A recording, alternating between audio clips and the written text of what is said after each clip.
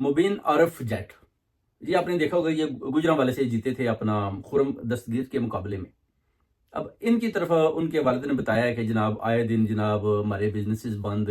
سب کچھ بند کر رہے ہیں، اور جناب ہمیں بہت زیادہ تنگ کیا جا رہا ہے کہ آپ جو ہے نا آئینی ترامیم میں جو ہے نا ووٹ حکومت کے حق میں ڈالیں۔ حالانکہ ان کا تعلق تو پی ٹی آئی سے ہے، اور ان کی ابھی جو زمین ہے نا وہ انہوں نے تنگ کی ہوئی ہے، ہر طرف سے ان کو تلاش کیا جا رہا ہے، ان کے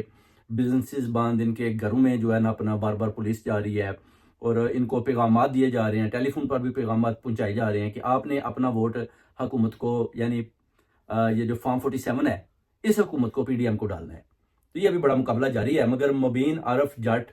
انہوں نے بولا کہ سوال ہی نہیں پیدا ہوتا جناب، یہ جو سیٹ ہے یہ خان صاحب کی امانت ہے، اور خان صاحب کے نام پر میں نے جیتی ہے، ووٹ دینا ہے تو پی ٹی آئی کو دینا ہے، آپ کو ووٹ نہیں ڈالنا۔ یہ ابھی